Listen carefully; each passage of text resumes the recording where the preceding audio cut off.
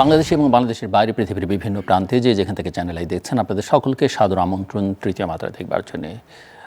গোটা দেশের পরিস্থিতি আমাদের সবারই জানা, এক ধরনের অনিশ্চয়তা, উদ্বেগ, উৎকণ্ঠা রয়েছে। কিছুটা স্বস্তি বা শান্তি ফিরে আসতে শুরু করেছে, কিন্তু সংকট যে কেটেছে অনেকেই সেটা মনে করেন না। এখনও কারফিউ আছে, যদিও কারফিউ শিথিল করা হচ্ছে, প্রায় প্রতিদিনই খানিকটা চেষ্টা করা হচ্ছে যে শিথিল করা। সরকারের চোখে যারা অপরাধী তাদেরকে গ্রেফতারের চেষ্টা হচ্ছে, অনেকে গ্রেফতার করা হচ্ছে। ছাত্র আন্দোলনে যারা আছেন তাদের সম্পর্কে কথাবার্তা মিশ্র আমরা শুনতে পাচ্ছি। কখনো তারা আন্দোলনের কথা বলছেন, কখনো কখনো বিভিন্ন গণমাধ্যমে শোনা যাচ্ছে যে তারা সেই অর্থে আন্দোলন থেকে সরে দাঁড়াচ্ছেন। সব মিলিয়ে এবং তাদের কাউকে কাউকে আবার গ্রেফতার করা হচ্ছে, আবার সরকারের দিক থেকে বলা হচ্ছে যে তাদের নিরাপত্তার জন্য নিয়ে যাওয়া হয়েছে। আন্তর্জাতিক গণমাধ্যমে বাংলাদেশের চিত্র আমরা একভাবে দেখতে পাচ্ছি, বাংলাদেশের ভেতরকার গণমাধ্যমগুলোর চিত্র খানিকটা তার সঙ্গে অনেক ক্ষেত্রেই মেলে না। সব মিলিয়ে দেশের সার্বিক পরিস্থিতি নিয়ে আলোচনা করবার জন্য আমার সঙ্গে স্টুডিওতে রয়েছেন বাংলাদেশ সরকারের প্রধানমন্ত্রীর প্রেস সচিব নায়েবুল ইসলাম খান। স্বাগত আপনাকে তৃতীয় মাত্রায়। আপনি দীর্ঘদিন বাংলাদেশে সাংবাদিকতা করছেন, পেশাদার সাংবাদিক ছিলেন, অনেক পত্রিকা সম্পাদনা করেছেন, অনেক পত্রিকা প্রতিষ্ঠা করেছেন।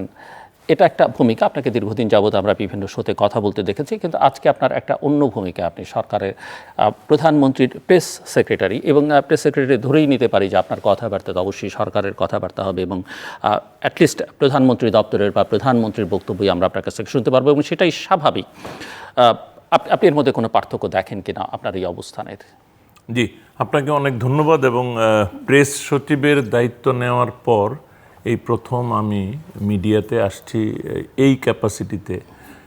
তবে আমি আপনার এই বক্তব্যের জায়গায় একটু বলবো যে আমি এখানে প্রেস সচিব হিসেবে কথা বলবো না।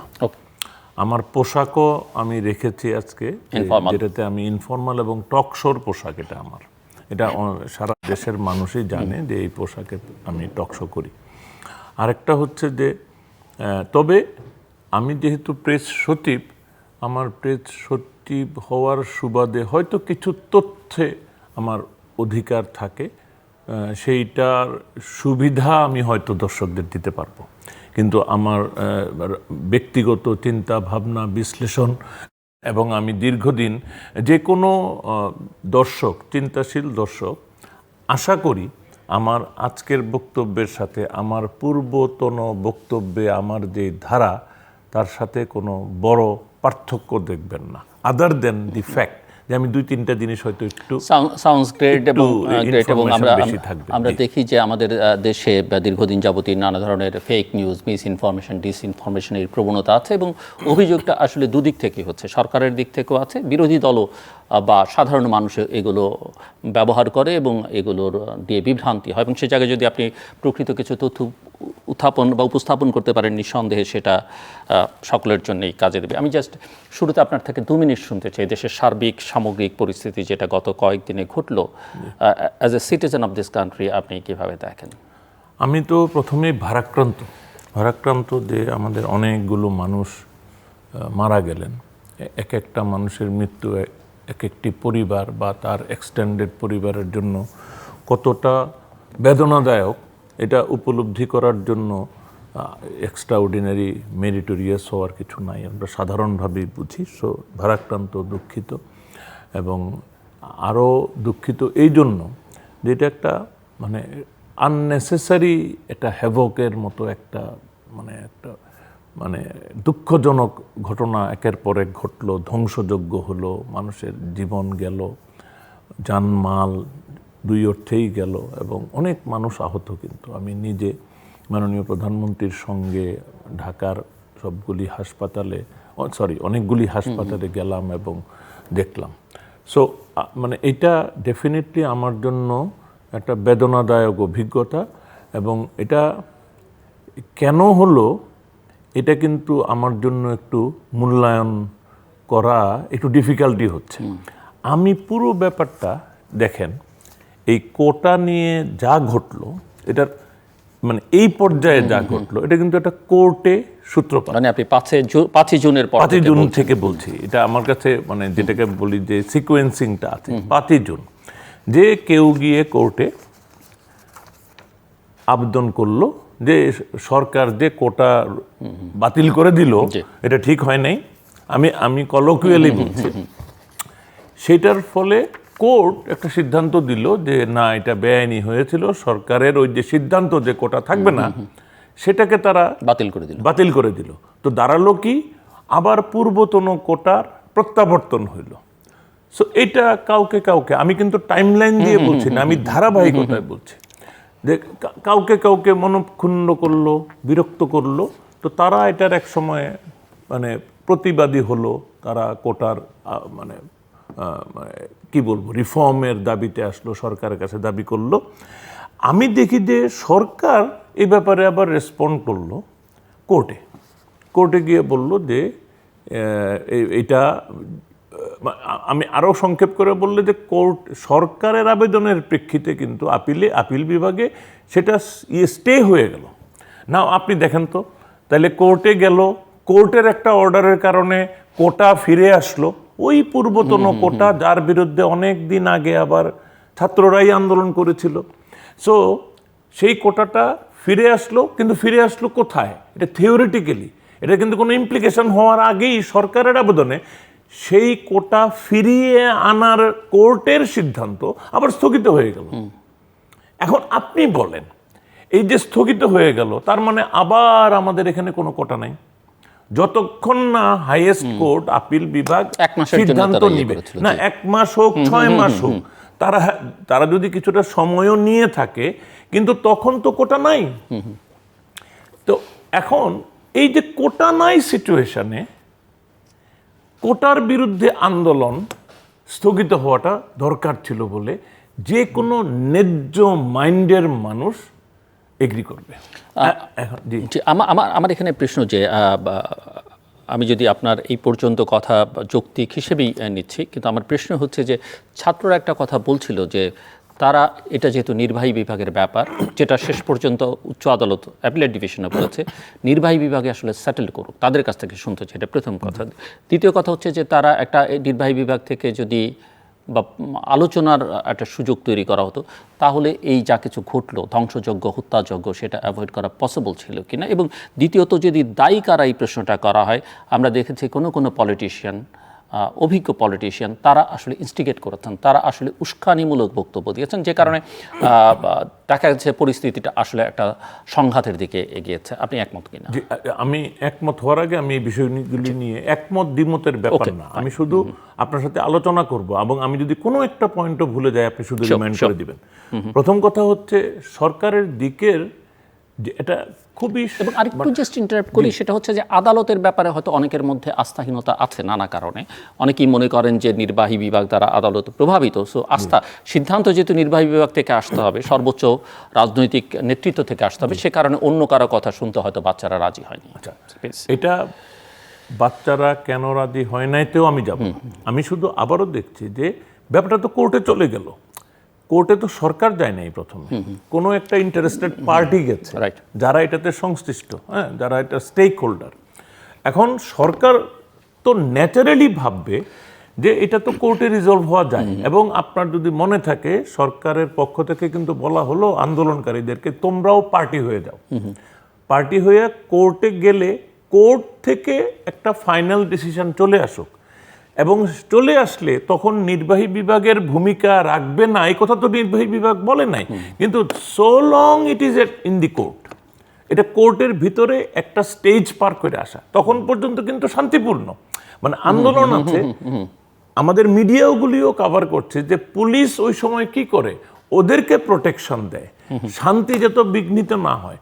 কোনো আন্দোলনকারীকে পুলিশ তখন হ্যারাস করছে এরকম কোনো রিপোর্টিং নাই, কেউ বলেও না। কিন্তু ওই যে অধ্যত্বের জবাব দেওয়ার জন্য ছাত্রলীগই যথেষ্ট, একজন নেতা বললেন, এবং তারপরে ছাত্রলীগ সেখানে গেল। কিন্তু এইগুলিকে আপনাকে অ্যাকর্ডিং টু ডেটস বলতে হবে, যে ছাত্রলীগকে এই কথাটা বললো কোন পরিস্থিতির পরে, সেটা কিন্তু আরেকটু পরে কখন, যে যখন আপনি কি দেখেছেন যে ছাত্রলীগের নেতা নেত্রীদের সাথে কি মানে অমানবিক নিষ্ঠুরতা করা হয়েছে, পরে পরে। তো আমি পুরো জিনিসটাই আসলে পরে আমি যতটুকু আলোচনা করলাম ততক্ষণ পর্যন্ত কিন্তু এই সিনারিও নাই।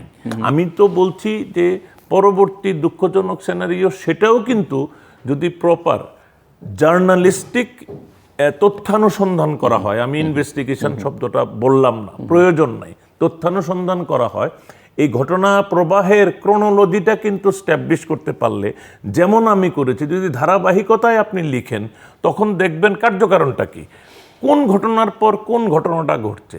আমি যদি একটু এলোমেলোভাবে কথা বলি আমি কিন্তু দোষারোপ করতে পারবো একে তাকে, কিন্তু আপনি যখন এটা ইন অর্ডার অফ ক্রোনোলজিক্যালি যদি আপনি এটা করেন, আপনি কিন্তু একটা মানে এটার একটা মিনিং পাবেন যে কি কারণে কোনটা ঘটলো। তো আমি আবার ফিরে যাই ওখানে, যে সরকার দেখলো যে এটা কোর্টে গেছে, কোর্টে এটা রিজলভ হওয়া যায়, ভেরি ক্যাজুয়ালি দেখলো।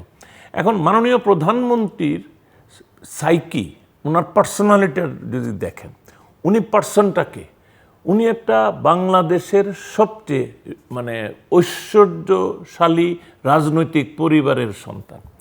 উনি স্কুল জীবনে স্কুলের দেয়াল টপকে আন্দোলনে মিছিলে অংশগ্রহণ করা একজন নেতা। এই মানুষটার মনের মধ্যে আন্দোলন নিয়ে কিন্তু কোনো বিরূপ ধারণা নাই।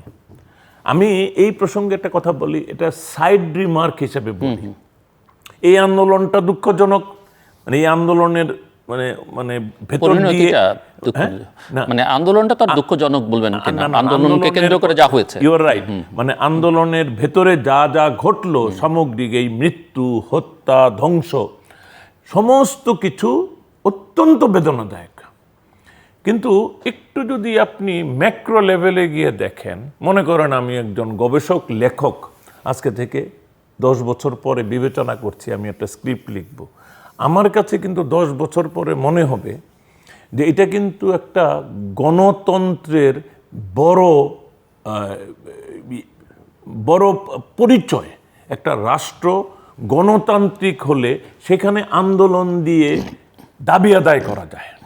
মানে গণতন্ত্রের ওয়ান অফ দি কন্ডিশনস তো এটা, যে আমি নির্বাচিত, আমি সরকার, আমি আমার ম্যান্ডেট অনুযায়ী কাজ করব, শুধু তা না, কোনো অসন্তুষ্ট গ্রুপ, কোনো মানুষ যদি প্রতিবাদ করে, দাবি করে, সেই দাবি যদি প্রচুর সমর্থন পায়, সেই সমর্থন মেনে নেওয়া, সেই দাবিগুলি মেনে নেওয়ার চেষ্টা করা, অ্যাকোমোডেট করা, একটা গণতান্ত্রিক প্রক্রিয়া নিঃসন্দেহে এইটা, এবং আন্দোলনেরও একটা যৌক্তিকতা আছে, সেটাও প্রমাণিত হয়। সেটাও আন্দোলনের যৌক্তিকতা আছে, বা সেই যৌক্তিকতা সরকারও গ্রহণ করতে রাজি হয়।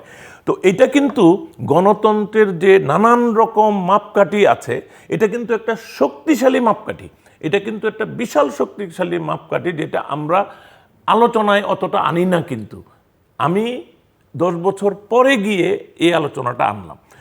সুতরাং এটাও কিন্তু আমাদের মাথায় রাখতে হবে যে মাননীয় প্রধানমন্ত্রীর যে রাজনৈতিক ব্যাকগ্রাউন্ড, উনি যেভাবে আন্দোলন সংগ্রামের ভেতর দিয়ে রাজনীতি করে এসছেন, যদি আপনি আওয়ামী লীগের রাজনীতি ধরেন, এটা আমি বিভিন্ন সময় টকশোতে বলেছি, আওয়ামী লীগ পাকিস্তানের সময়কালটাতে 24 বছরের পাকিস্তানি শাসনামলের 23 বছর পুরোপুরি আন্দোলন নির্ভরই ছিল। এর মধ্যে 13.5 বছর বঙ্গবন্ধু শেখ মুজিবুর রহমান শুধু জেলে কাটিয়েছেন। So then you can understand, মানে শেখ হাসিনার যখন বিয়ে হয় মাননীয় প্রধানমন্ত্রী, তখনও তার বাবা জেলে। সো এইরকম একটা পরিবার, এইরকম একজন নেত্রী মানে আন্দোলন সংগ্রামকে কোন দৃষ্টিতে দেখতে পারেন, আমরা বাইরে থেকেও কিন্তু আমি ধারণা করতে পারতাম, আমি যখন টকশোতে আলোচনা করতাম। সো আমি আবারও এটাই জোর দিতে চাই যে ওই সময়টা পর্যন্ত মাননীয় প্রধানমন্ত্রী কিন্তু উনি বলতে চাইলেন যে বক্তব্যে, আপনি যদি বলেন চূড়ান্তভাবে পরিস্থিতিটা খারাপ হওয়ার আগে উনি সর্বশেষ বক্তৃতাটা দিলেন। এই বক্তৃতাটাতে 6 জন মারা যাওয়ার পরে, যে 17 তারিখে, হ্যাঁ 17 তারিখে, এই 6 জন নিহত হওয়ার, এই 6 জন নিহত হওয়াটাই তাকে মানে কি বলবো, ভীষণ দুঃখিত করেছে। এই দুঃখ ভারাক্রান্ত মন নিয়েই উনি বক্তৃতাটা করেছেন। উনি সেই বক্তৃতাতে কিন্তু কি বলেছেন, যে আমি আজকে শুরুতে যেটা বললাম, যে এখন তো কোটা নাই, এটা তো কোর্টে, তোমরা অসন্তুষ্ট হবা না, তোমাদের মানে এখান থেকে তোমরা সন্তুষ্ট হয়ে বেরোবা, শুধু ওইটুকু ধৈর্য ধরো।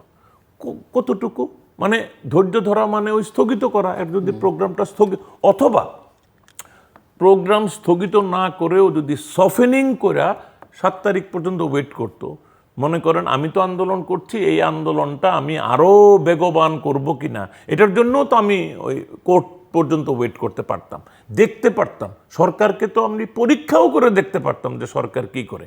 এবং বাই দ্যাট টাইম কিন্তু অলরেডি একটা অফার দেওয়া হয়েছে। দেখেন, আমি প্রথমে বললাম যে আন্দোলনটা, আমি একটু ইন্টারাপ্ট করি। আপনি অফারের কথা যখন বলছেন, অফারটা দেওয়া হচ্ছে সে কথা ঠিক, কিন্তু যারা অফারটা দিলেন, যাদের মুখ থেকে বেরোলো, এবং অতি কথন আমাদের রাজনীতির একটা প্রধান সমস্যা, আমরা বেশ কয়েকজন রাজনীতিককে দেখেছি যারা কথাবার্তা বলেছেন এই আন্দোলনের সময়, এই ছাত্রছাত্রীদের অনেক সময় তুচ্ছ তাচ্ছিল্য করেছেন, আন্দোলনকে তুচ্ছ তাচ্ছিল্য করে তারা কথা বলেছেন, যেই কারণে আপনি মনে করেন যে এক ধরনের, মনে করেন কিনা যে এক ধরনের মিসট্রাস্ট তৈরি হয়েছে? না, এটা না, আমি একদম স্ট্রেট ফরওয়ার্ড না বলি, কারণ আমরা এটা বাইরের থেকে যখন দেখি তখন আপনি কারোর বক্তব্যে আপনি অসন্তুষ্ট, সন্তুষ্ট, প্রতিক্রিয়ার কথা বলতে পারেন, কিন্তু প্রকৃত কথাটা হচ্ছে তাদের সাথে তো আলাপ আলোচনা হচ্ছে আরেকটা লেভেলে, সেখানে তো রেগুলি হচ্ছে না, সেখানে তো অত্যন্ত সৌহার্দ্যপূর্ণ পরিবেশে, অত্যন্ত মানে চমৎকার আন্ডারস্ট্যান্ডিংয়ের পরিবেশেই কথা হচ্ছিল, সেখানে তো এই বিষয়গুলি আসে নাই। এটা নিয়ে তো তাদের ক্ষোভ নাই, কারণ এটা দেখা হচ্ছে যে সারফেসে তারা একরকম বক্তব্য দিচ্ছে, রাজনৈতিক দল বক্তব্য দিচ্ছে, আমি কিন্তু সমর্থন করছি না, সমর্থন বা বিরোধিতা কোনোটাই। কিন্তু তারা আবার বলছে যে তাদের সঙ্গে কোনো আলোচনা হচ্ছে না, যে সরকারের 3 মন্ত্রীর সঙ্গে যে আন্দোলনের 3 সমন্বয়কারী হচ্ছে, তারা বলছে যে আমরা আমাদের দাবি জানাতে এসেছিলাম, দাবি জানানো শেষ। এটা হচ্ছে না, ইউ আর অলসো রাইট, এটা হলো তাদের পাবলিক স্টেটমেন্ট, কিন্তু বিষয়টা হচ্ছে তারা যেহেতু দেখেন তাদের যে 65 জন সমন্বয়ক ছিলেন, এই 65 জন সমন্বয়কের নামও কিন্তু আপনি জানেন না, আমিও জানি না। এখন এটার একটা সমস্যা হলো যে এই নেতৃত্ব সম্পর্কে কারোর পরিষ্কার ধারণা নেই, সুতরাং তাদের 3 জন আসতেছে, আলোচনা করতেছে, এক ধরনের সন্তুষ্ট হয়ে যাচ্ছে, বাইরে গেলে হয়তো অন্য সমন্বয়ক বা অন্য কেউ যে কোনো কারণেই হোক তাদের সাথে মিসম্যাচ হচ্ছে, মিসম্যাচ হলে তারা একটা ভার্সন দিচ্ছে যেটা ওটার সাথে মিল নাই। কিন্তু উই হ্যাভ টু আন্ডারস্ট্যান্ড এই ধরনের নেগোসিয়েশনের ক্ষেত্রে এটা খুব অস্বাভাবিক না, এটা কিন্তু এরকম হইতে পারে, কিন্তু আমি বলতে চাচ্ছি যে ওইখানে তো আলোচনা হচ্ছিল। সুতরাং এখন যদি আপনি বাইরের স্ফিয়ারের কথাগুলি আনেন, তাহলে আমাদের আলোচনা সীমিত রাখতে হবে, বাইরে কে খারাপ বলেছে, কে ভালো বলেছে সেটাও হইতে পারে, সেটার জন্য আমি আরেকদিন আসতে পারি বিতর্কে। কিন্তু আমি বলতে চাচ্ছি যে আপনি ওই 6 জন নিহত হওয়ার, এই 6 জনের ঘটনাটার পর মাননীয় প্রধানমন্ত্রী যে অফার দিলেন, এখন মাননীয় প্রধানমন্ত্রীর পাবলিক স্পিচে যদি আপনি আস্থা রাখতে না পারেন, এখন আপনি আমাকে বলেন রাষ্ট্রের এরপরে আর কে আছে? এখন আপনি বলছেন কোর্টের উপর তাদের আস্থা নাই, তাহলে মাননীয় প্রধানমন্ত্রীর উপরও তারা আস্থা নিলেন না, তারা কয়েকটা দিন ধৈর্য ধরলেন না। আমি আরও বলি, আপনি যদি তাদের কথা ভাবেন, আমি বলবো যে তারা যদি ধৈর্য না ধরে তারা আলোচনায় বলতো যে এই তারিখটা আগায় আনেন, যে 7 তারিখটাকে আগায়া, পরে তো সেটাই করা হইলো, কিছুটা আগায় আনা হইলো, আগায় এনে তো একটা সিদ্ধান্ত পাওয়া গেল কোর্ট থেকে।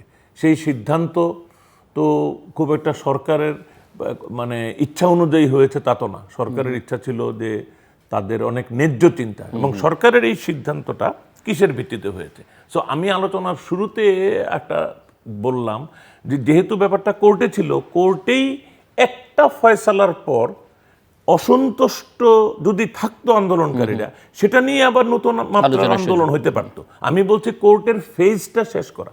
আরেকটা কারণ ছিল ভাই, সেটা হলো আপনি মানে আমার কাছে হিসাবটা আছে, এটা হলো প্রেস সেক্রেটারি হওয়ার একটা প্রিভিলেজ, হয়তো এটা মিডিয়াতে এসছে, কিন্তু কার্যত আমরা যেরকম করে হিসাব দেখাই যে কোটা এত, এখানে কোটা এবং মেধা নিয়ে একটা ভয়ঙ্কর ভয়ঙ্কর ভুল বুঝাবুঝি আছে, আত্মঘাতী ধ্বংসাত্মক একটা আন্ডারস্ট্যান্ডিং। What is that? সেটা হলো যে কোটার রেলেভেন্সটা কখন আসে, এটা আমাদের সাধারণভাবে আন্ডারস্ট্যান্ডিং নাই। This is such a mistaken understanding.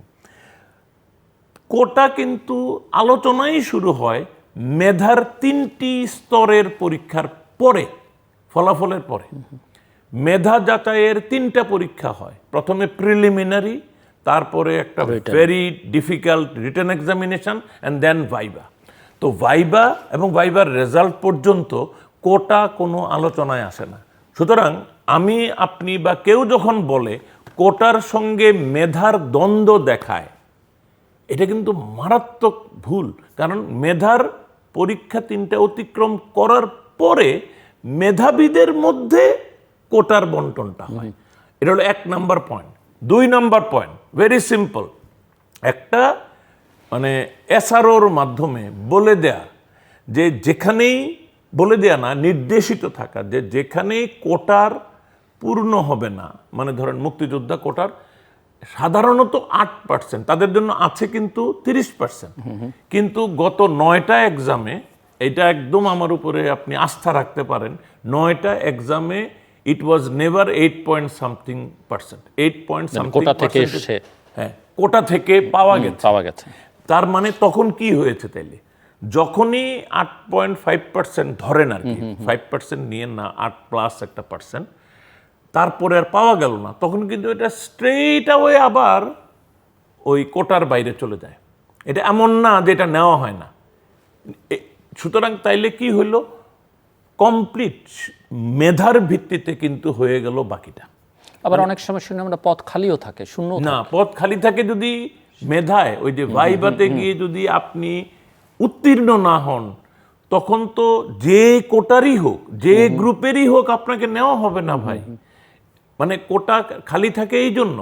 Dhaka বিশ্ববিদ্যালয়ের ভর্তির সময় আপনি দেখেন না যে মানে ন্যূনতম হয়তো ইংরেজিতে দুইজন তিনজন পাস করে। তো যেটা হয় যে কোটায় খালি থাকে অনলি হোয়েন যে সে ওই ন্যূনতম মেধার পরীক্ষায় উত্তীর্ণ হয় নাই, সেরকম তো হচ্ছেই, কিন্তু এটার সাথে কিন্তু কোটার কোনো ইম্প্যাক্ট নাই। সো এই যে মিসআন্ডারস্ট্যান্ডিংগুলি, এখন এই মিসআন্ডারস্ট্যান্ডিংয়ের জন্য দায়ীকে আমি বলবো এই দায় মানে সরকারকেই নিতে হবে। আমরা হয়তো এনাফ আলাপ আলোচনা করি নাই। আমি মনে করি মিডিয়ারও দায় নিতে হবে। মিডিয়াও হয়তো এটা ক্লারিফাই করে নাই। এখন ভাই, মিডিয়ার কি দায়িত্ব না? মিডিয়ার দায়িত্ব কি? মানুষকে ইনফর্ম করা, মানুষকে এডুকেট করা এবং মানুষের কাছে জিনিস এক্সপ্লেন করা, সো দ্যাট তারা ইনফর্মড ডিসিশন নিতে পারে। মিডিয়া যদি পলিটিসাইজ হয়ে যায় in favour of government or in favour of opposition, আপনি যেটা বলছেন এটা হলো মিডিয়া যদি রং হয়ে যায়, যেভাবেই হোক মিডিয়া যদি রং হয়, সেটা পলিটিক্যাল বায়াসের কারণে হোক, কোনো কিছুর কারণে হোক, so we will discuss wrong media in a different forum. কিন্তু আমি বলছি মিডিয়া জেনারেলি, আমরা জার্নালিজমের ছাত্র, আর আপনি আমরা যে জার্নালিজমের চর্চা করেছি তার সাধারণ শিক্ষাটা বা এথিক্যাল জায়গাটা কি? জায়গাটা হলো মানুষকে এডুকেট করতে হবে, ইনফর্ম করতে হবে, তাকে অ্যানালাইজ করে বুঝতে, বুঝাইতে সহযোগিতা করতে হবে, সো দ্যাট তারা এর ভিত্তিতে, মানে এই আন্ডারস্ট্যান্ডিংয়ের ভিত্তিতে ওই ইনফর্মড ডিসিশন নিতে পারে। কিসের ডিসিশন? এই যে ডিসিশন হইলো, সে যদি ইনফর্মড এবং এডুকেটেড হইতো, সে আন্দোলনে যাবে কি যাবে না ডিসিশনটা নিত, সে ইট মারবে কি মারবে না সেই সিদ্ধান্ত নিত। তো আমরা মিডিয়ারও উইকনেস আছে, সরকারেরও উইকনেস আছে, ইনস্টিটিউশনাল আমাদের একটা উইকনেস হয়তো আছে, এটার একটা খেসারত গেল, এটা আমাদের হয়তো মানে এটা থেকে একটা শিক্ষা হলো। আমরা হয়তো সামনে সবাই, আমি মনে করি যে মিডিয়াকেও মানে আত্মানুসন্ধান করতে হবে যে আমরা আরও কি করতে পারতাম। যেমন মনে করেন, আমি লক্ষ্য করি যে মিডিয়াতে ধরেন সরকার পক্ষের কোনো একটা মিস্টেক হইলো, এটা নিয়ে ফ্যাক্ট চেক করে তারা কিন্তু সরকারের বিরুদ্ধে বলতেছে যে সরকার এই জিনিসটা ভুল বলেছে, কারণ সরকারের ওই ডকুমেন্টে দেখা যাচ্ছে এই। কিন্তু আবার কথাটা হলো, সরকারের বিপক্ষে যখন ডাহা মিথ্যা কথা বলা হচ্ছে, আমাদের কয়টা মিডিয়া এগিয়ে এসছে যে বাইরের প্রচারণা হচ্ছে যে শেখ হাসিনা পালায়ে গেছেন। এখন শেখ হাসিনা পালায়ে গেছেন এত বড় একটা কথা, আপনি কয়টা মিডিয়া বাংলাদেশে দেখাইতে পারবেন তারা স্টোরি করে বলছে যে নো, শেখ হাসিনা পালায় নাই, she is very much here, she is working, she is in charge. এইটা জেনে এটা নিউজ করা, এটা কি জনস্বার্থে মিডিয়ার দায়িত্ব ছিল না? আমি জার্নালিজমের ছাত্র হিসেবে মনে করি এটা দায়িত্ব ছিল, এই দায়িত্ব পালনে আমরা ব্যর্থতার পরিচয় দিয়েছি। বাট আজকে পর্যন্ত বা গতকাল পর্যন্ত আমাদের মিস্টেক নিয়ে বেশি চর্চা করে আমাদেরকে ক্ষতিগ্রস্ত করে লাভ নাই। নিজেরা নিজেদেরকে ক্ষতিগ্রস্ত করা ঠিক না। আমাদেরকে ফরওয়ার্ড লুকিং হতে হবে, আমাদেরকে সামনের দিকে যাইতে হবে। এবং আমার ভূমিকা, প্রেস ওই ভূমিকাই রাখবে যেটা জনস্বার্থে। এটা সরকারের স্বার্থ দেখা প্রেসের কাজ, আমি কিন্তু এটা বলছি না। কিন্তু সরকারের বিরুদ্ধে একটা মিথ্যাচার হইলে জনস্বার্থে সেই মিথ্যাটারও উন্মোচন করা অবশ্যই মিডিয়ার দায়িত্ব। আমি অবশ্যই আপনার সঙ্গে এই জায়গায় একমত পোষণ করি। আপনি কিছু যে কোটা আন্দোলনের আন্ডারস্ট্যান্ডিং সম্পর্কে বলছিলেন, যে মিসআন্ডারস্ট্যান্ডিংগুলো কোথায় তৈরি হলো, এবং যথার্থই বলেছেন আপনি। সামগ্রিকভাবে এই মুভমেন্টটাকে বোঝার ক্ষেত্রে কোনো সংকট ছিল কি না, আমি এটা একটু আপনার কাছ থেকে বুঝতে চাই। কারণ আমি জাস্ট একটু ফর্মুলেট করি এইভাবে, যে এই আন্দোলনটা তো কোটা সংস্কারের আন্দোলন, বা কোটা সেখান থেকে নামটা পরিবর্তন করে একটা বৈষম্য বিরোধী আন্দোলন, ছাত্র আন্দোলন তারা প্ল্যাটফর্মের এই নাম করেছে। এবং এই আন্দোলনে বিভিন্ন পর্যায়ে বিভিন্ন কারণে বিভিন্ন গোষ্ঠী এর সঙ্গে যুক্ত হয়েছে। রাজনৈতিক দলগুলো একটা পর্যায়ে এসে সমর্থন দিয়েছে, সাধারণ মানুষের মধ্যে অংশ নিয়েছে।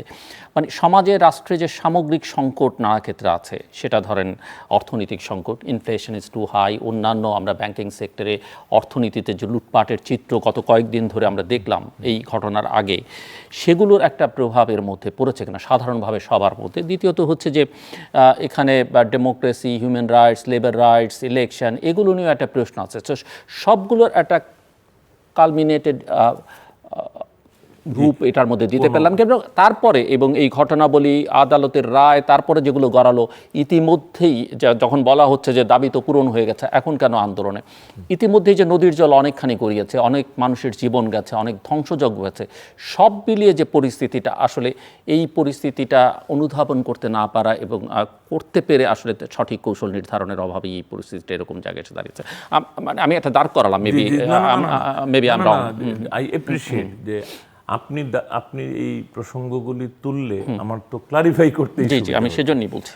দেখেন, প্রথম কথা হলো যে আমি শেষের দিকটাই যদি আলোচনা করি প্রথমে, যে আমাদের এখানে সর্বশেষ যা যা হচ্ছে, এইগুলি তো কোনোভাবে মানে অঙ্কুরেই আন্দোলনটা যে কারণে ছিল, যে পারপাসে ছিল, এর সাথে আর সম্পর্ক থাকে নাই।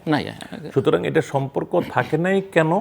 এখানে আপনি বলছেন বিভিন্ন রাজনৈতিক দল সমর্থন দিয়েছে, তারা যে কারণ দেখিয়ে যুক্ত হয়েছে, আর তাদের অভিলাষ রাজনৈতিকভাবে যেটা একটু তো ডিফারেন্স। তবে সমর্থন দেওয়ার মধ্যে কোনো অন্যায় নাই, কিন্তু যে কোনো আন্দোলনে যে কোনো রাজনৈতিক দল সমর্থন দিতে পারে নাই। কিন্তু জিনিসটা হচ্ছে যে আপনি সমর্থন দিয়ে এটাকে একটা আন্দোলনকে জঙ্গি রূপ দিচ্ছেন, এটার দায়িত্বটা কি কেবলই সরকার নিবে? কিন্তু প্রশ্ন হচ্ছে জঙ্গি রূপটা এখন ধরেন যে সরকারের যে ন্যারেটিভ, আমি কিন্তু এই জঙ্গি বলতে বোঝাচ্ছি আমি বলছি এটা যে পলিটিক্যাল পার্টি, আমরা যদি বলি fire, no, sorry, let me clarify. আমি বলছি জঙ্গি রূপ মানে এটার মধ্যে যে মাস্তানি আসলো, এটার মধ্যে যে ধ্বংসের খেলা, রাইট, আগুন লাগানো আসলো, এটার মধ্যে যে ভাঙচুর আসলো, এটার মধ্যে যে পারস্পরিক মারামারি আসলো, এটার মধ্যে যে হায়ারিং, আপনি এটা আমি পার্সোনালি আপনাকে বলছি, আপনি একটু হাসপাতালগুলিতে যান, অনেস্টলি বলছি, হাসপাতালে গিয়ে রোগীদের সাথে একটু দেখা করেন,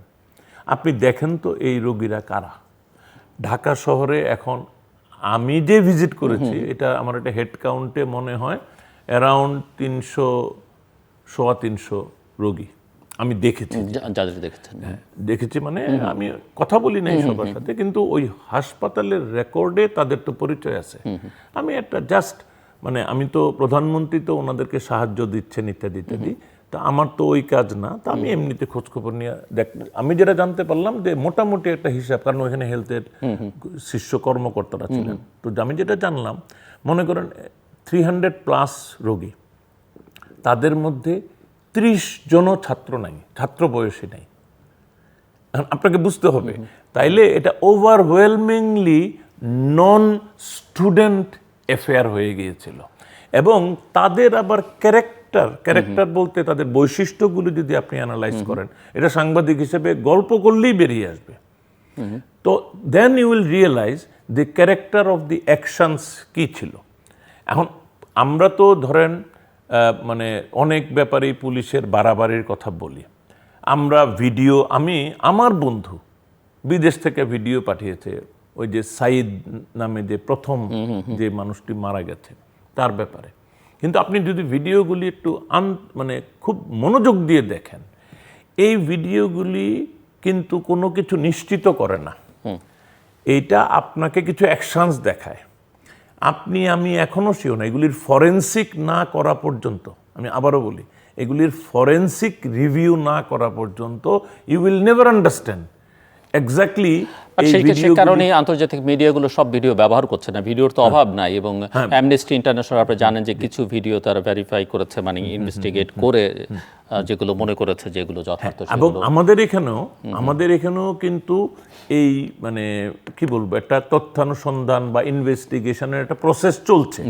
এখন মানে একটা প্রেস, একটা নিউজ পেপার একটা সংখ্যা লিখে দিতে পারে, কিন্তু সরকার যখন একটা সংখ্যা বলবে সে কিন্তু নিশ্চিত হয়ে, কারণ তাকে তো অন্তত ওই সংখ্যাটা তো ডিফেন্ড করতে হবে।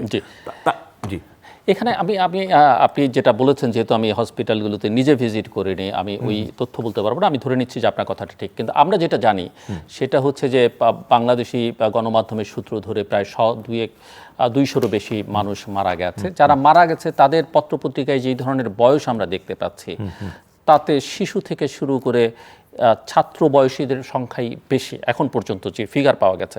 এবার প্রশ্ন হচ্ছে যে সরকারের দিক থেকে বলা হচ্ছে যে এরা বিএনপি জামাত, কিন্তু আমি এখন পর্যন্ত কোনো পত্রিকায় দেখিনি বা সরকারি কোনো বয়ানে দেখিনি যে যারা মারা গেছে এ বিএনপি, এ জামাত, এই পার্টি করে, এ আওয়ামী লীগ, এরকম ওই আওয়ামী লীগের কয়েকজন, ছাত্রলীগের কয়েকজন ছাড়া এই বিষয়ে কোনো তথ্যপাতা, ইভেন ফিগারটাও আমরা এখন পর্যন্ত সরকারি ভাষায় শুনি নাই। এটা আমার একটা প্রশ্ন। আপনি বলছেন যে এই জায়গাটাতে একটু বলি, হারিয়ে যাবে। এই যে আপনি বললেন যে সরকারের পক্ষ থেকে বলা হচ্ছে বিএনপি জামাত, এটা কোথায় পেয়েছেন আপনি? আমি বলি রাজনৈতিক নেতারা যারা মারা গেছে তাদের ব্যাপারে তাদের কথা বলা হচ্ছে না। আমি বলছি তাহলে যারা মারা গেছে তাদের যদি না হয়, তাহলে আন্দোলনকারীদের মধ্যে যদি বিএনপি জামাতি থাকে, তাহলে এই নিরীহ ছাত্রদের কেন গুলি করে মারা হলো, বা সাধারণ মানুষ কেন মারা গেল যারা এই ভায়োলেন্সের সঙ্গে ছিল না? আমি যদি ধরে নিই, যদি তারা না থাকে, কারণ সরকারের দিক থেকে বলা হচ্ছিল যে ছাত্ররা ভায়োলেন্স করতে পারে না, এটাই স্বাভাবিক, করেনি ছাত্ররা।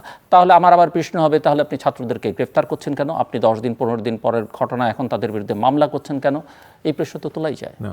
আপনি এখানে আবার একটা, আমি কিন্তু বলি নাই যে ছাত্ররা মারামারিও করে নাই, না আপনি বলেন না, আমি বলছি পলিটিশিয়ানরা বলছে না। প্রথম কথা হলো, আমি কিন্তু অন্যের বক্তব্য, রাজনৈতিক বক্তব্য, খেপাটে বক্তব্য, এগুলিতে আমি ঢুকতে চাই না। সরকারের মন্ত্রী, এটা দলের লোক বললো আমি না, মন্ত্রীরা যখন বলে আমি সরকারের মন্ত্রীর বক্তব্যটাও যদি পূর্ণাঙ্গ না শুনি, আমি কনটেক্সটটা ছাড়া একটা বক্তব্যের নিয়ে আমি মানে ওই আলোচনাটায় ঢুকতে চাইছি না, কারণ এটা একটা ট্র্যাপ হবে। কিন্তু আমি বলছি যে এই কথা আমি বলতে পারবো না যে ছাত্র বা ছাত্র বয়সী অনেকে এই মারামারির মধ্যে অংশগ্রহণ করেন নাই। আমি বলছি যে আন্দোলনের শুরুটা যেভাবে শান্তিপূর্ণভাবে এগোচ্ছিল, সেখানে এখানে মিলিট্যান্ট বলতে আমি বুঝেছি, এখানে জঙ্গি বলতে আমি ধর্মীয় জঙ্গিবাদ আমি বুঝাচ্ছি যারা নাকি জঙ্গি ধ্বংসাত্মক, সরি এইটাই ভালো শব্দ, এই যে ধ্বংসাত্মক কর্মসূচিতে যারা জয়েন করলো, তাদের কারণে ক্যাজুয়ালিটি তো আর ইনডিসক্রিমিনেট কিছুটা হবেই অ্যাকশনে। ইউজুয়ালি তাদের উপরই হওয়ার কথা যারা ধ্বংসাত্মক কাজের মধ্যে ছিল, কিন্তু যখন মিক্সড হয়, আমি আবারও বলি, আপনি যখন একটা মিক্সড মবের সঙ্গে পুলিশ যখন অ্যাক্ট করে, তখন এই বাছবিচারটা কতটা করা যায় এটাও তো আমাদেরকে একটু ফেয়ারলি চিন্তা করতে হবে। বাট আমি এখানে কাউরে ডিফেন্ড করব না, এখানে এই অনুষ্ঠানে আমি বলছি এটার একটা তদন্ত হওয়া দরকার না, এটা তো হচ্ছে, প্রসেস তো শুরু হয়েছে। বাট আপনি কি মনে করেন এই তদন্তের উপরে, কারণ বাংলাদেশের হিস্ট্রি আপনি জানেন, আমি জানি, দর্শকরাও অনেকে জানেন যে তদন্ত কমিশন হয়, তদন্ত রিপোর্ট প্রকাশিত হয় না, এবং প্রায় আমার জানা নেই যে কোনো তদন্ত রিপোর্ট প্রকাশিত হয়েছে এবং সেটার ভিত্তিতে ব্যবস্থা হয়েছে। পাবলিকলি আমরা জানি না, ভেতরে হয়তো কেউ বলতে পারে ভেতরে হয়েছে, কিন্তু ভেতরের কথা আমরা জানি না। আমি বলবো যে এই তদন্ত কমিটির রিপোর্ট প্রকাশিত হয় কিনা, কিংবা এই তদন্তের ভিত্তিতে অ্যাকশন হয় কিনা, এটা তো আমাদেরকে we have to wait and see. কিন্তু আমি এটুকু বলবো তদন্ত হচ্ছে, এবং এখনকার আমাদের ক্যাপাবিলিটি মানে ফরেনসিক তদন্তের ক্যাপাবিলিটি কিন্তু আগের যে কোনো সময়ের চাইতে বেশি। সুতরাং এখন অনেক সায়েন্টিফিক, অনেক নির্ভরযোগ্য তদন্ত প্রক্রিয়ার উপরে আমরা আস্থা রাখতে পারবো বলে আমি আশা করি, দৃঢ়ভাবে আশা করি। সেটার জন্য আমরা অপেক্ষা করব। এবং আমি আবারও বলবো, এই যে মৃত্যু তো প্রতিটি দুঃখজনক। মাননীয় প্রধানমন্ত্রী যখন সমবেদনা জানাতে আহতদের কাছে যাচ্ছেন, আমি আপনাকে নিশ্চিত করতে পারি উনি কিন্তু রাজনৈতিক বিভাজন করে যাচ্ছেন না। দেখেন, আরেকটা প্রচারণা হয়েছিল না যে উনি মানুষের মৃত্যুর কথা না বলে খোঁজ না নিয়ে ধ্বংসযজ্ঞে গেলেন। এটা খুব ইন্টারেস্টিং। এইরকম মানে মিসআন্ডারস্ট্যান্ডিং প্রমোট করা হয়। পুরো জিনিসটা কি, প্রধানমন্ত্রীর যে কোনো কাজ তো একটা মানে প্রয়োজনীয় উদ্যোগ আয়োজন করতে হয়। উনি তো প্রথম নির্দেশ, উনার কিন্তু প্রথম নির্দেশ হচ্ছে, সিদ্ধান্ত হচ্ছে যে আমি তাদেরকে প্রতিটি ফ্যামিলি যাদের মারা গেছে, এটা তো আগেই বলেছেন উনি, যে তাদের কারো না কারোর জীবন জীবিকার ওই ফ্যামিলির আমার দায়িত্ব নাম্বার 1। তাদের সকলের চিকিৎসা আমার দায়িত্ব, মানে রাষ্ট্র বহন করবে, নিখরচায় হবে। সো এটা তো উনি ওই তারিখেই বলেছেন যেদিন উনি বক্তৃতা করেছেন। বিচার তদন্ত কমিটি হওয়া সব কিন্তু এক বক্তৃতায় উনি কভার করে দিয়েছেন এবং সেটার ইমপ্লিকেশন চলছে। আর উনি কেন সেটাতে প্রথমে গেলেন কারণ আয়োজন করার ক্ষেত্রে এটাই দেখা গেল ওই দিন যখন অফিস খুলে দেওয়া হলো প্রথমবারের মতো, মানুষের যে হ্যারাসমেন্ট, মানুষ যে 3 ঘন্টায় পৌঁছাতে পারছে না, এত ভিড় রাস্তায়। কারণ মেট্রোর উপরে প্রতিদিন 3.5 লক্ষ লোক। যেই স্টেশনটা আমরা পরিদর্শন করতে গেলাম, ওইখানকার কর্মকর্তারা জানালেন যে ওই একটি স্টেশনে 1 লক্ষ লোক ডেইলি কমিউট করে। সো ওই মানুষগুলির যে নাগরিকের যে অসুবিধাটা হচ্ছে, এটা অ্যাসেস করার জন্য আমি আবারও বলি, নাগরিকের অ্যাসেসমেন্টটা উনি স্বচক্ষে দেখলে যে এইটার আবার রিপেয়ার, আবার মানে রিইউজেবল করা, আবার ব্যবস্থাপনায় নিয়ে আসার জন্য ওনার তো একটা চাক্ষুষ দেখার প্রয়োজন ছিল। এবং ওনার এই যাত্রাটাও কিন্তু জনগণের যাতায়াতের সুবিধার কথা বিবেচনা করে, মানুষের অসুবিধা হচ্ছে বিবেচনা করে। এখন এটা কিন্তু দৃষ্টিভঙ্গি। উনি যাদের মৃত্যু হয়েছে তাদের দায়িত্ব নিয়েছেন, যারা আহত হয়েছে তাদের দায়িত্ব নিয়েছেন, সাহায্য পাঠাচ্ছেন। আর সব সাহায্য যে নেসেসারিলি, আবার বলি, উনি পার্সোনালি গিয়ে দিতে শুরু করেছেন তা না, কিন্তু ওনার নির্দেশনায় বিভিন্ন রকম প্রতিষ্ঠান কিন্তু সাহায্য করেছে। আপনারা কেন, মিডিয়া কেন খেয়াল করলো না? উনি একটা বিবৃতি দিয়েছেন, সেই বিবৃতিতে নির্দেশনা দিয়েছেন যে সকলের কাছে ওনাকে যারা ভালোবাসে, শ্রদ্ধা করে এবং যাদের সামর্থ্য আছে, তাদেরকে বলা হয়েছে সকলের প্রয়োজনে সকলের পাশে গিয়ে দাঁড়াতে, সাহায্য সহযোগিতা এক্সটেন্ড করতে। তো এটা কি মানুষের প্রতি তার ভালোবাসার জন্য না, মানুষকে গুরুত্ব দেওয়ার জন্য না? আমি এটা একটা কথাও কিন্তু এখানে বলছি না যেটা আপনি ক্রস চেক করতে পারবেন। সো আমি এই মিসআন্ডারস্ট্যান্ডিংগুলির জন্য তারপরেও বলবো যে আমাদেরই উইকনেস, আমাদের মিডিয়া। সেটা আপনি বলেছেন।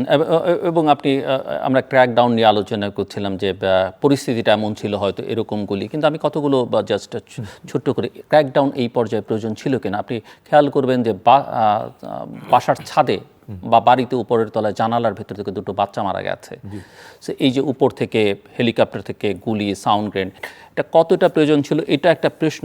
আপনি নিজে বলছিলেন যে পুলিশের হয়তো কি করবার ছিল এরকম একটা পরিস্থিতিতে। আমি যদি যেমন ধরেন একজন পুলিশের কনস্টেবল বা নিচের দিকের কোনো একজন, ময়নাল নাম তার ছেলে মারা গেছে 17 বছর বয়সী, সে তার ঊর্ধ্বতন কর্মকর্তাকে ফোন করে বলছে যে স্যার, একজন মানুষের মৃত্যুর জন্য কত গুলির প্রয়োজন হয়, মানে বুকটাকে এভাবে ঝাঁঝরা করে দেয়, এটা একটা প্রশ্ন। এবং আমি নিজে দেখেছি ইস্ট ওয়েস্ট ইউনিভার্সিটিতে ভিডিওতে দেখলাম যে পুলিশকে ছাত্ররা রক্ষা করবার চেষ্টা করেছে, কিন্তু উল্টো দিকে এই চিত্র আমরা দেখলাম যে আইনশৃঙ্খলা রক্ষাকারী বাহিনীর ভেহিকেল থেকে ছাত্রদের ছুঁড়ে ফেলে দেওয়া হচ্ছে, বা একটা ছেলে মারা যাচ্ছে, পুলিশ তার পাশে অন্যদের উপরে গুলি চালাচ্ছে, কিন্তু সেই ছাত্রের দিকে একটা আইনশৃঙ্খলা রক্ষাকারী বাহিনীর কেউ নজর দেয়নি। চিত্র কিন্তু আমরা উল্টো দেখি। এই চিত্রগুলির একটা অসুবিধার দিক হলো এগুলি অ্যানেকডোটাল, মানে আপনি একটা করে নানান অভিজ্ঞতাটা তুলছেন, এবং আমি বিশ্বাস করতে চাই আপনাকে যে প্রতিটি ঘটনা আপনি যা বলেছেন হয়তো সত্য, কিন্তু মুশকিল হলো আমিও তো আপনাকে অ্যানেকডোটাল আরো 10টা দিতে পারি অবশ্যই আপনি যে পারেন, অবশ্যই পুলিশকে পারেন। মেরে ঝুলিয়ে রাখা, আমি এই হ্যাঁ, ফোন হ্যাঁ, থেকে হ্যাঁ, দেখাইতে হ্যাঁ, পারি, যাত্রাবাড়িতে হয়েছে, আমি আমি জানি। দেখাইতে হ্যাঁ, পারি ছাত্রলীগের কয়েকটি মেয়েকে যে যা করা হয়েছে। আপনি এর আগে বাংলাদেশ ছাত্রলীগের কোনো মেয়ে অন্য দলের কোনো মেয়েকে একই জিনিস করেছে তার ছবি দেখান। আমি এটা বলতে চাচ্ছি যে গতকাল পর্যন্ত যা হয়েছে এইগুলি law will take its own course. যারা কালপ্রিট হুএভার দে আর, এটা যে বাহিনীর হোক, যে রাজনৈতিক দলের হোক, কিংবা সে ছাত্রই হোক, আপনি কি বলেন একটা ছাত্র যদি দেখা যায় একটা কাউকে, পুলিশ বলছি না আমি, অন্য কাউকে মারছে, তো এটা কি মানে বিচার হইতে হবে না? অবশ্যই তো। তো আমার সেই কথা, এইটা আমরা এখানে কনক্লুড করব না আজকে, আমরা এটা অপেক্ষা করব তদন্তের জন্য, এবং মিডিয়ার দায়িত্ব হবে তদন্ত যদি না হয়, প্রপার যদি বিচারের আয়োজন না হয়, মিডিয়ার দায়িত্ব কি? মিডিয়া তখন আবার এটাকে ক্রিটিসাইজ করবে, এটাকে উল্লেখ করে আলোচনা করে এনলাইটেন করবে। সরকারের লোকজনকে আপনি টকশোতে আনবেন, এনে প্রশ্নের মুখোমুখি করবেন, তাকে বলতে দেন যে সে কেন দেরি করছে। আমার কথা হলো মিডিয়ার দায়িত্ব এটাই। মিডিয়া তো গভর্ন করে না, মিডিয়া তো অ্যাক্টিভিস্ট হইতে পারে না, মিডিয়া তো অ্যাক্টিভিস্টের ভূমিকাও নিতে পারে না, মিডিয়া তো আন্দোলনকারীর পক্ষ নিতে পারে না, তাদের বিপক্ষেও যাইতে পারে না। Completely agri.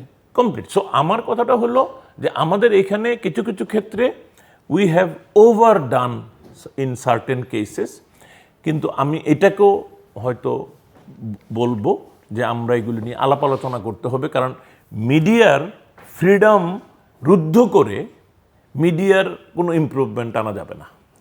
মিডিয়ার সাথে আমি যেমন ব্যক্তিগত আমি প্রেস সেক্রেটারি হিসেবে আমি মনে করি আমার কাজ এনগেজমেন্টটা কি, যে জিল্লুর আপনি ওই অনুষ্ঠানটাতে তো একটু ব্যাপকভাবে সরকারের বিপক্ষে কথা গেল, কিন্তু সরকারের পক্ষে তো কিছু পয়েন্টস ছিল, আমি আপনাকে রিকোয়েস্ট করতে পারি যে ওই পয়েন্টসগুলি নিয়ে কি আরেকদিন একটা অনুষ্ঠান করা যায়, যাতে আমার অডিয়েন্স কনফিউজ না হয়। So that is the thing. আমি যে কোনো মিডিয়াতে আমি যখন ভিজিট করব, কথা বলবো, আপনি আমাকে প্রশ্ন করছিলেন যে আমার আগের ভূমিকার সাথে এই ভূমিকার পার্থক্য, আসলে মৌলিক পার্থক্য হবে না। সেখানে আমি হয়তো নিজে ওই পক্ষের কাজটা করতাম, কিন্তু আমার ওই পক্ষের জ্ঞান, বুদ্ধি, অভিজ্ঞতা এবং পড়াশোনা, সেটা দিয়েই আমি আজকের দায়িত্বটাও পালন করার চেষ্টা করছি, so that it does not seem to be conflicting. But আপনি যেহেতু একাডেমিক ব্যাকগ্রাউন্ড, জার্নালিজম, এবং আপনি যেহেতু দীর্ঘদিন মিডিয়া নিয়ে কাজ করছেন, নানান ফর্মস, ফ্যাশনে, নানান অবস্থায় থেকে, এবং নিজের সাংবাদিকতা আমি তো আগেই উল্লেখ করেছি আপনার ব্যাকগ্রাউন্ড, আপনার কি মনে হয় যে, আমি আপনার সঙ্গে সম্পূর্ণ একমত যে সাংবাদিকদের বা কোনো মিডিয়া আউটলেটের কোনো পলিটিক্যাল পার্টির পক্ষ নেওয়া উচিত না, যদিও গ্লোবালাইজ সেটা অনেকেই নেয়, আমরা ইউএস ইলেকশনের সময় জানি তারা একটা পজিশন নেয়, আনাদার থিং। বাট ন্যায় এবং ন্যায্যতার পক্ষে থাকা, মানে আপনি নিজে 90-এর আন্দোলনে সবচেয়ে পপুলার কাগজগুলোর নেতৃত্ব দিয়েছেন, সম্পাদনা করেছেন, এবং ন্যায্যতার পক্ষে সেই সময়, কারণ আমরা একসঙ্গে কাজ করেছি, অবস্থান ছিল, সেটা কি অন্যায় বলবেন? না, ন্যায় ও ন্যায্যতা মানুষের অধিকারের প্রশ্ন, মানুষের অধিকারের প্রশ্নে, কিন্তু আবারও বলছি এই অধিকার আদায়ের তো আবার একটা ন্যায় ও ন্যায্য পথ আছে। এখন আপনি কোটা সংস্কারের আলোচনায় এসে আপনি স্লোগান দিবেন প্রধানমন্ত্রীকে পদত্যাগ করতে হবে, এটা তো রেলেভেন্ট না। এটার তো একটা কনটেক্সট তৈরি হইতে হবে সেরকম, মানে প্রধানমন্ত্রীকে তো তেমন কোনো অপরাধ করতে হবে। ফাইন, আপনি যেমন এই কনটেক্সটের কথা বলছিলেন, বা এর আগে যখন আপনি বলছিলেন যে ছাত্রলীগের এদেরকে মেরেছে, কোনো আক্রমণ, কোনো আঘাত, কাউকে মারা, সেগুলো কোনোটাই গ্রহণযোগ্য নয়, কিন্তু এটার যদি এটা সোশিওলজিক্যাল আমরা ব্যাখ্যা দাঁড় করানো যায় কিনা, যে আপনি দীর্ঘদিন কেউ নির্যাতিত হচ্ছে, পরিবেশ সুযোগ পাচ্ছে না, কিন্তু একটা সময় এসে এমন একটা পরিস্থিতি তৈরি হলো যে তার মধ্যে আসলে সে সুযোগ পেয়েছে, যেহেতু সে কখনো বিচার পায়নি, সে সেটার একটা প্রতিশোধ নিল। মবের ক্ষেত্রে যেরকম হয়, বা যে কোনো মুভমেন্টের ক্ষেত্রে হয়, জি, এটা দুই ভাবে হয়। সুযোগ সন্ধানের মতো কিছু করা, আরেকটা হচ্ছে এগেইন আপনি যেটা ফান্ডামেন্টাল, আমি যদি প্রতিবাদও করতে হয়, আমি যদি মানে যুদ্ধও করতে হয়, এটার ভিতরেও তো একটা ন্যায় নীতির, মনে করেন even when we fight a war, সেখানেও কিন্তু নীতি নৈতিকতার ব্যাপার আছে। অবশ্যই। সুতরাং আমি সেটাই বলছি যে আমি মানে একজন পুলিশকে মেরে ঝুলিয়ে রাখা কিংবা অন্য একজন ছাত্রলীগ কর্মীকে ঝুলিয়ে রাখা, আমি কিন্তু এটা বলছি না যে অন্যদেরকে কেউ করে নাই, আমি বলছি এই সবগুলি নিয়েই তো ন্যায় ভিত্তিক আলোচনাটা করতে হবে। কিন্তু আমার কথাটা হলো, আপনি আমাকে দেখান তো বাংলাদেশের কোন মিডিয়া ওই ছাত্রলীগ নেত্রীদের উপর এই অন্যায়টা প্রচার করেছে এবং এটা নিয়ে আলোচনা করেছে, এটা করা ঠিক হইল কিনা। আমার কথাটা হলো, এটা কোথায় গেল, এই আলোচনাটা হইল না কেন? আমি তো একই সময়ে আমি কেন ভাগাভাগি করে আলোচনা করতেছি, তাহলে তো এটা ন্যায় হইল না। ন্যায় তো ইন অল টার্মস ন্যায় হইতে হবে। আপনি সিলেক্টিভ ন্যায় করবেন, এটা তো হইতে পারে না। তো আমি শুধু এইটুকুই বলবো যে আমরা ন্যায় করার ক্ষেত্রে সিলেক্টিভ হইতে পারবো না। আমি কোনোভাবেই এটা গ্রহণযোগ্য মনে করি না। এটা কিন্তু শুধু সাংবাদিক হিসেবেও না, পুলিশের ভূমিকার ক্ষেত্রে, এটা যে কারো রাজনৈতিক দলের ভূমিকার ক্ষেত্রে। আপনি যে আমেরিকার কথা বললেন যে একটা সংবাদপত্র রাজনৈতিক দলের পক্ষ নেয়, কিন্তু সেই পক্ষ নিয়ে কিন্তু ওই দলের পক্ষে মিথ্যাচার প্রকাশ করে না। এইটা কিন্তু এডিটোরিয়াল তারা একটা কি বলবো ব্যাখ্যা দেয়, তাদের পক্ষে কথা বলে, কিন্তু মিথ্যা দিয়ে করে না। কারণ এটা তারা যদি ধরা পড়ে যে মিথ্যা কথা বলে কোনো দলকে সমর্থন দিচ্ছে, এই পত্রিকার অস্তিত্বই বিপন্ন হয়ে যাবে। আমার হাতে যেহেতু সময় নেই, আমি ছোট ছোট কয়েকটা প্রশ্ন আপনাকে করতে চাই, খুব অল্প সময়ের মধ্যে যদি আপনি অ্যাড্রেস করেন। এই যে ক্র্যাকডাউন, কারফিউ, অ্যারেস্ট, মামলা, ইন্টারনেট শাটডাউন, আপনি কি মনে করেন এতে কি বাংলাদেশের ভাবমূর্তি? আচ্ছা, আপনি বলেন, সর্বশেষটা দিয়ে আলোচনা শুরু করি, যে আর্মি ডিপ্লয় করা হলো, কারফিউ জারি করা হলো, এতে কি মৃত্যু কমেছে, শান্তি এসছে? না। আর্মি কি একটা ফায়ার করেছে? করে নেই। এখন আমরা অনুষ্ঠানের বাইরে কথা বলছিলাম যে জাতিসংঘের মার্ক করা একটা গাড়ি আমি তুলতাম। এখন এটা ভেরি ইন্টারেস্টিং যে একটা ব্যতিক্রম, যেহেতু হঠাৎ করে সিদ্ধান্ত হয়েছে, মানে সবাইকে বুঝতে হবে এই গাড়িগুলির মালিক কিন্তু গাড়ি এবং হেলিকপ্টার, না, গাড়ি হেলিকপ্টার ইত্যাদির মালিক কিন্তু বাংলাদেশ। এখন এটা জেনারেলি যেহেতু আমাদের মিলিটারি এইগুলি ব্যবহার করে শান্তি মিশনে, এর মধ্যে কিছু গাড়িতে বা হেলিকপ্টারে এই মার্কটা আছে। এখন যখন আপনি একটা ইমার্জেন্সি সিচুয়েশনে যাচ্ছেন, আইনত বা ন্যায়ত এই মার্কটা নিয়ে এই অপারেশনে আসার কথা না, but it was a mistake এবং ইট ওয়াজ কারেক্টেড ইমিডিয়েটলি। কারণ এটা যখনই দেখানো হয়েছে, খুব দ্রুত লয়েই এটাকে প্রত্যাহার করে নেওয়া হয়েছে। সো আমি আবারও বলছি যে একটা প্রবণতা হিসেবে যে একেবারে তারা ইউএন আউটফিট নিয়ে মানুষকে মারতে নেমেছে, তো আপনি তো আসলে মিলিটারি একটা ফায়ারও করেনি।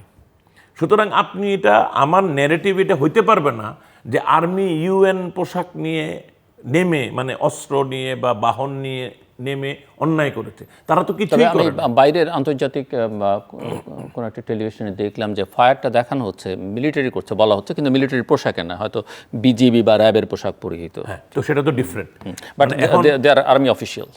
না, আপনি তখন তাকে আর্মি অফিশিয়ালস হিসেবে করতে পারবেন না, কারণ তারা সিভিল প্রশাসনের আন্ডারে জব করে, সিভিল প্রশাসনের জন্য কাজ করে। বিজিবিতে কিছু অফিসার, র্যাবে কিছু অফিসার এটা থাকে। তো আমি আবারও বলছি যে এই এখানে মিলিটারির ব্যবহার পর, কারফিউর পর শান্তি প্রতিষ্ঠিত হয়েছে। আমি এখন রাস্তায় ভিড় দেখি, এখন আপনি প্রতিদিনই দেখছেন ইন্টারনেটের সার্ভিসটাও ধাপে ধাপে ফিরে আসছে। আপনি প্রতিদিনই কিন্তু কারফিউ শিথিল থেকে শিথিলতর হচ্ছে, অফিস টাইমিং বাড়ছে, ভিড় বাড়ছে, রাস্তাঘাটে মানুষ, বিশেষত যেহেতু মেট্রোটা নাই, এক্সপ্রেসওয়েটা বন্ধ, এই কারণে তো রাস্তায় প্রচণ্ড ভিড়। সুতরাং লাইফ নর্মাল হচ্ছে, কিন্তু আপনি হয়তো বলবেন যে তার মানে কি আমাদের সব ওভার, সমস্যা শেষ? নো, এটা সরকারও মনে করে না। তারাও এটাকে চূড়ান্তভাবে সমাধানের জন্য, আমি এটুকু বুঝি যে তারা এই প্রক্রিয়া অনুসরণ করে যাবে।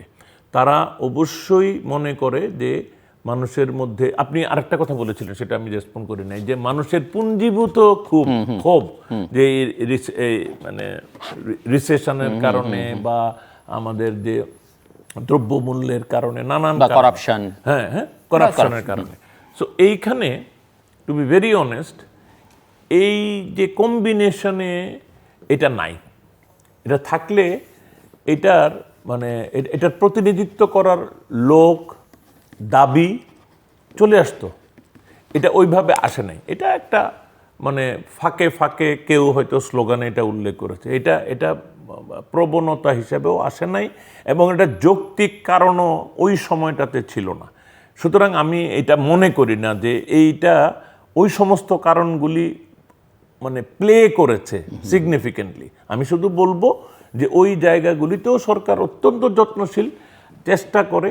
এই যে আমি ভাষাটা বললাম, এই ভাষাটা বললাম কিছুটা আমি প্রেস সেক্রেটারি হওয়ার কারণে, যে আমি যেহেতু ভেতরে চিন্তা ভাবনা প্রচেষ্টাটার কিছুটা দেখি, কিছুটা না হয়তো বেশ কিছুটাই দেখি। সো ওই জন্য আমি এই কথাটা বললাম, আমি এই ডিফারেন্সিয়েটও করে দিলাম যে কোন ক্যাপাসিটিতে আমি কোন কথাটা বলছি। সো আমি মানুষের এই জীবনহানি, আমি এই মানুষের যে সম্পদহানি, এই সম্পদ তো আসলে জনগণের সম্পদ। এট দি এন্ড অফ এটা এখন যে রিপেয়ার করবে এই টাকাটাতে আসবে, এটা কিন্তু জনগণের টাকাই এই ধ্বংসযজ্ঞ আবার রিপেয়ার মেনটেনেন্স করতে আসবে। আজকে এই অনুষ্ঠানে আসার আগে ওই জাপানিজ অ্যাম্বাসেডর এসেছিলেন, তো উনি মাননীয় প্রধানমন্ত্রীর সাথে দেখা করতে। তার একটা কথা আমার ভীষণ ভালো লেগেছে। উনি বলছিলেন যে এই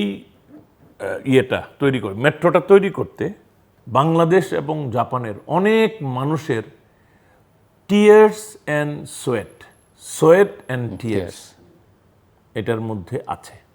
সো সে ভীষণ ভারাক্রান্ত দেখতে যে এইভাবে জিনিসগুলিকে কেউ না কেউ, এবং উনি কিন্তু এটা করেছে, সমালোচনা করেছে যারা এটা করেছে, যে এটা একদম বেছে বেছে গুরুত্বপূর্ণ জায়গাগুলি ভাঙচুর করে শেষ করা হয়েছে। আপনি যেহেতু গণমাধ্যমের কথা বারবার বলছিলেন এবং আমি মনে করি যে আপনি একজন পেশাদার সাংবাদিক হিসেবে যৌক্তিক কথা বলেছেন। ইন্টারনেট শাটডাউন, এবং আমরা বিভিন্ন সময় মুভমেন্টের সময় দেখি মোবাইল অপারেটররা ইন্টারনেট স্লো ডাউন করে, মোবাইল কমিউনিকেশনকে সীমিত করে দেয়, এবং এটা আসলে কী ধরনের, এবং সোশ্যাল মিডিয়াগুলোকে এক ধরনের রেস্ট্রিকশনের মধ্যে নিয়ে আসা, তাদের সমালোচনা করতে দেখছি আমরা কোন সংশ্লিষ্ট মন্ত্রীকে, আবার তিনি নিজে আবার খুবই অ্যাক্টিভ, সেটাও দেখছি। সব আমি যেটা বুঝতে চাই যে এই বাইরের দুনিয়ার সঙ্গে বিচ্ছিন্ন যে বাংলাদেশ থাকলো, সেটা কতটা আসলে ইফেক্টিভ হলো পরিস্থিতি নিয়ন্ত্রণে এবং বাংলাদেশের ভাবমূর্তির প্রশ্ন। ওই একই প্রশ্ন আপনার সঙ্গে মানে করতে চাই, এবং একই সঙ্গে এই প্রসঙ্গটা পররাষ্ট্রমন্ত্রী যেদিন ডিপ্লোম্যাটদের ডেকেছিলেন সেদিনও একজন ডিপ্লোম্যাট তুলেছিলেন ইন্টারনেট শাটডাউনের প্রসঙ্গ, এবং সেখানে 15 মিনিটসের একটা ভিডিও সরকারের দিক থেকে দেখানো হয়েছিল, এবং তার প্রেক্ষিতে দুজন অ্যাম্বাসাডার, একজন হাই কমিশনার, তারা দাঁড়িয়ে মার্কিন অ্যাম্বাসাডার, ব্রিটিশ হাই কমিশনার, তারা বলছিলেন যে এটা তো one sided. So one sided story দেখানো কি ঠিক কিনা? তারা বলছিল যে তোমরা যে গুলি চালিয়েছো প্রোটেস্টারদের উপরে, সেই দৃশ্য তো দেখা যাচ্ছে না। এবং তারপরে আমরা দেখলাম যে পররাষ্ট্র মন্ত্রণালয় আবার একটা অ্যারেঞ্জমেন্ট করলেন, ডিপ্লোম্যাটদের নিয়ে একটা ট্যুরের ব্যবস্থা করলেন। সেখানে মোটামুটিভাবে অনেক ডিপ্লোম্যাটিক মানে মিশন সেই প্রোগ্রামটাকে তারা উৎসাহ দেখায়নি বা অ্যাভয়েড করলো, বা তারা যুক্তি। আমি একটু আপনার কাছ থেকে শুনতে চাই যে আমি এই জায়গাটাতে একটু অসহায়ত্ব আছে আমার। আমি অনেস্টলি ওই পররাষ্ট্র মন্ত্রণালয়ের ব্রিফিং বা এই কাজগুলির সাথে আমি ওইভাবে জড়িত না। আমি যেটুকু রিপোর্ট আসছে ওইটুকুই দেখেছি।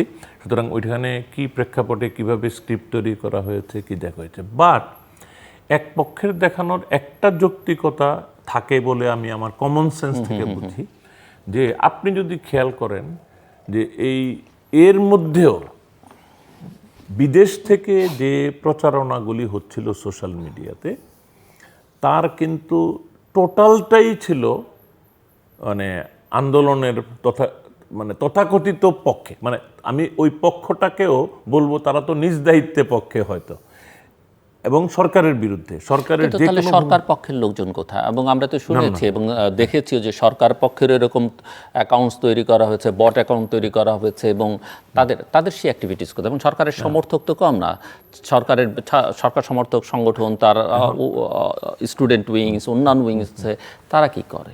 তারা কোথায় থাকবে? ইন্টারনেট কই?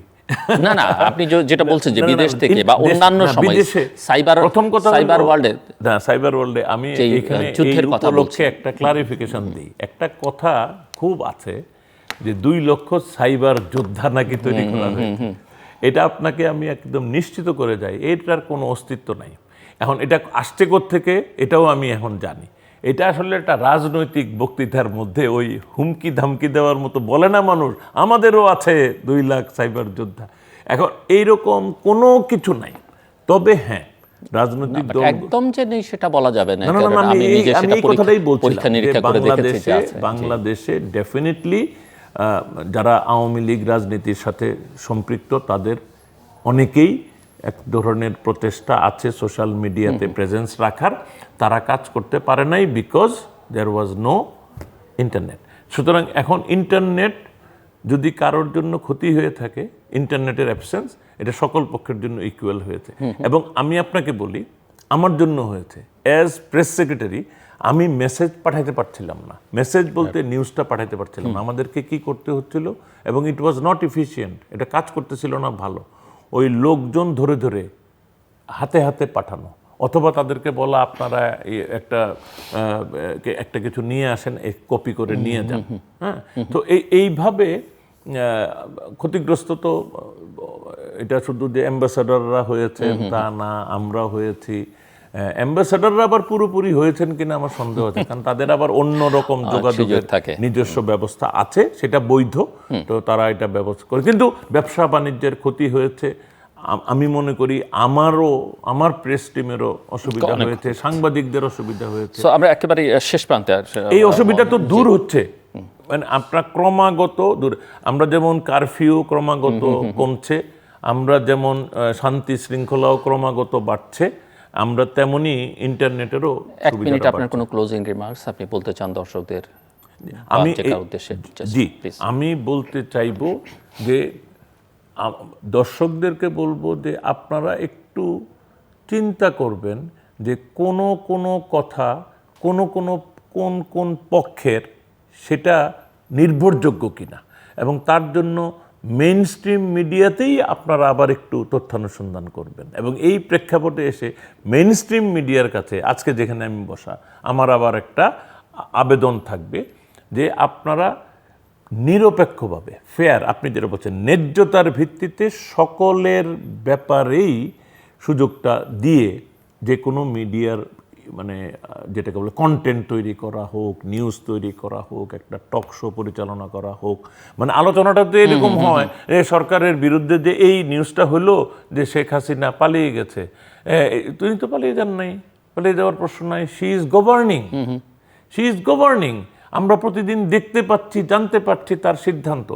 তিনি যখন এমনকি উনি বিদেশ সফর বাতিলও করলেন, তখনও এই প্রচারণা চলছে। সুতরাং আমার মনে হয় মিডিয়ার এই যে দায়িত্বটা, এবং এই দায়িত্বটার ব্যাপারে আমার আহ্বান থাকবে, অনুরোধ থাকবে, এটা প্রফেশনালি কারেক্ট আচরণের আহ্বান, এটা কোনো আমার প্রতি পক্ষপাতিত্ব দেখানোর আহ্বান নয়।